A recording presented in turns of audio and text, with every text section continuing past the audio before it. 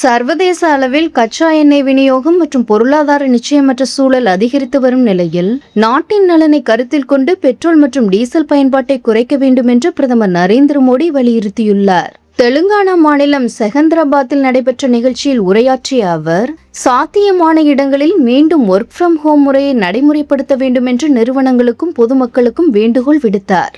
மேற்காசிய பிராந்தியத்தில் நிலவும் பதற்றம் மற்றும் உலகளாவிய எரிபொருள் நெருக்கடி காரணமாக கச்சா எண்ணெய் விலை உயர்ந்து வருவதாக குறிப்பிட்ட மோடி, தேவையற்ற பயணங்களை குறைப்பது அவசியம் என்றார். கொரோனா காலத்தில் வீட்டிலிருந்து வேலை செய்வது, ஆன்லைன் கூட்டங்கள், வீடியோ கான்பரன்ஸ் போன்ற நடைமுறைகளுக்கு மக்கள் பழகிவிட்டனர் என்றும், தற்போதைய சூழலிலும் அந்த முறைகளை மீண்டும் அதிகப்படியாக பயன்படுத்த வேண்டும் என்றும் அவர் வலியுறுத்தியுள்ளார்.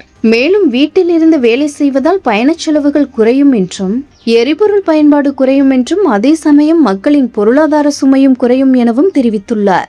டிஜிட்டல் தளங்களை பயன்படுத்தி உற்பத்தி திறனை பாதிக்காமல் பணிகளை முன்னெடுக்க முடியும் என்றும், இது தேசிய நலனுக்கான ஒரு முக்கியமான நடவடிக்கை என்றும் பிரதமர் குறிப்பிட்டுள்ளார். அதேபோல் அந்நிய செலாவணியை சேமிப்பது அனைவரின் பொறுப்பு என கூறிய மோடி, பெட்ரோல் மற்றும் டீசல் இறக்குமதிக்காக செலவிடப்படும் வெளிநாட்டு நாணயத்தை குறைப்பதில் மக்கள் ஒத்துழைக்க வேண்டும் என்றும் தெரிவித்துள்ளார்.